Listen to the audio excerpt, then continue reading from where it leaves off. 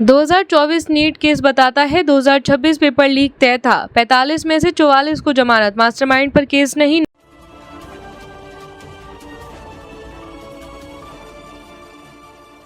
नमस्कार, मैं अंजना और आप देख रहे हैं अमन की शान। आइए एक नजर डालते हैं इस वक्त की बड़ी खबर पर। नाम बदले लेकिन मॉडल वही। 5 मई 2024 नीट यूजी का एग्जाम था। पेपर शुरू होने से पहले ही पता चला कि पेपर लीक हो गया है। मुख्य सेंटर पटना बताया गया, जहां सॉल्वर गैंग ने एक रात पहले कुछ स्टूडेंट्स को एग्जाम में आने वाले सवाल जवाब रटवाए। इसके अलावा भी कई गड़बड़ियां सामने आई। एग्जाम कैंसिल नहीं हुआ, आगे ऐसा ना हो इसके लिए एनटीए ने फुल प्रूफ सिस्टम बनाने का दावा किया। एक कमेटी बनाई गई और उसकी सिफारिशें लागू भी की गई। 2026 में फिर लीक और एग्जाम कैंसिल करना पड़ा। हमने 2024 के नीट पेपर लीक से जुड़े केस रिकॉर्ड, सीबीआई चार्जशीट को और पटना हाईकोर्ट के आदेश खंगाले। छानबीन और पकड़े गए लोगों के लगातार जमानत पर बाहर आने का ये सिलसिला पहले ही बता रहा था कि जल्द ही फिर पेपर लीक होना तय है। और बाद में सीबीआई ने जांच की। कुल 46 लोग गिरफ्तार किए गए और इनमें से 45 के खिलाफ चार्जशीट दाखिल हुई और 44 जमानत पर बाहर आ चुके हैं। मीडिया में मास्टरमाइंड बताए गए संजीव मुखिया के खिलाफ सीबीआई को ज्यादा सबूत नहीं मिले, इसलिए उसके खिलाफ चार्जशीट दाखिल नहीं हुई है और इसे डिफॉल्ट बेल मिल गई। ज्यादातर आरोपी सशक्त जमानत पर हैं। सिर्फ अमित प्रसाद महाराणा को जमानत नहीं मिली है। मामले का ट्रायल अभी शुरू नहीं हुआ है। 2024 और 2026 के मामलों में आरोपियों के नाम अलग अलग हैं, लेकिन दोनों मामलों में कोचिंग और एडमिशन कंसल्टेंसी से जुड़े नेटवर्क की भूमिका सामने आई है। 2024 की जांच में ऐसे लोगों का नाम आया जो पहले भी एंट्रेंस एग्जाम में डमी कैंडिडेट और सॉल्वर नेटवर्क से जुड़े रहे थे।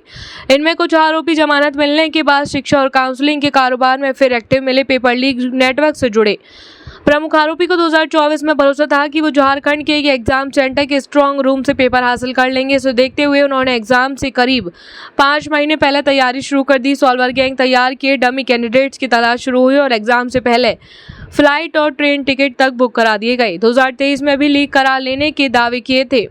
भले 2026 केस में अलग लोग हैं, लेकिन पैटर्न सेम ही फॉलो हो रहा है। 2024 नीट पेपर लीक केस में जांच एजेंसियों ने जिस नेटवर्क का खुलासा किया उसमें 5 प्रमुख किरदार सामने आए। इनमें से 4 आरोपियों को 271 से 269 टीमों के अंदर ही जमानत मिल गई। वहीं कथित मास्टरमाइंड बताए गए संजीव मुखिया के खिलाफ सीबीआई चार्जशीट ही दाखिल नहीं कर सकी। संजीव मुखिया को 24 अप्रैल 2025 को गिरफ्तार किया गया। शुरुआती जांच में उसका नाम सामने आया, लेकिन सीबीआई को पर्याप्त सबूत नहीं मिले। 90 दिनों के अंदर चार्जशीट दाखिल नहीं होने पर 2 अगस्त 2025 को उसे डिफॉल्ट बेल मिल गई। हालांकि दूसरे मामलों में राहत न मिलने के कारण वो अभी भी जेल में है। झारखंड का रहने वाला अमित कुमार सिंह नेटवर्क के प्रमुख ऑपरेटरों में था। सीबीआई के मुताबिक उसने राजस्थान, बिहार, झारखंड और ओडिशा से कैंडिडेट और सॉल्वर जुटाए। एग्जाम से महीनों पहले तैयारी शुरू कर दी थी। सॉल्वरों के आने जाने तक की एडवांस बुकिंग कराई गई थी। जांच में कई कोचिंग एजेंट्स और कंसल्टेंसी नेटवर्क से उसके संबंध सामने आए हैं। 2 जुलाई 2024 को उसे गिरफ्तार किया गया, लेकिन साल भर के अंदर ही 7 मई 2025 को जमानत मिल गई। सीबीआई के मुताबिक पंकज कुमार ने एग्जाम का पेपर लीक हासिल करने, उसे सॉल्वरों तक पहुंचाने और बाद में सबूत मिटाने में अहम भूमिका निभाई। उसने हजारीबाग के ओएसिस स्कूल से नीट का पेपर चुराकर फोटो खींची थी, फिर इसे राज गेस्ट हाउस भेजकर 9 से ज्यादा सॉल्वर से हल कराया। इसके बाद सॉल्वर पेपर की पीडीएफ बनाकर पटना, बोकारो और भुवनेश्वर भेजा, जहां पहले से जुटाए गए नीट कैंडिडेट को पेपर हटवाया गया था। हजारीबाग के राज गेस्ट हाउस और सिंदूर हाउस में इसी की मदद से कैंडिडेट को पेपर हटवाया गया था। जांच एजेंसी का दावा है कि पेपर लीक में जिन जिन फोन का इस्तेमाल किया गया, पंकज ने वो सभी 16 फोन नष्ट किए ताकि सबूत ना मिले।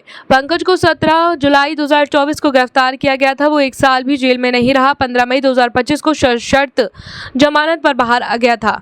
ब्यूरो रिपोर्ट, अमन की शान। अब तक के लिए बस इतना ही। फिर मिलते हैं एक ऐसी ही बड़ी खबर के साथ। तब तक के लिए नमस्कार और देखते रहिए अमन की शान। अगर आपको वीडियो पसंद आई हो तो लाइक करें व शेयर करें। ऐसी लेटेस्ट अपडेट पाने के लिए बेल आइकन को प्रेस करना ना भूलें। अगर आप हमें फेसबुक या फिर इंस्टा के माध्यम से देख रहे हैं तो हमारे पेज को फॉलो जरूर करें। धन्यवाद।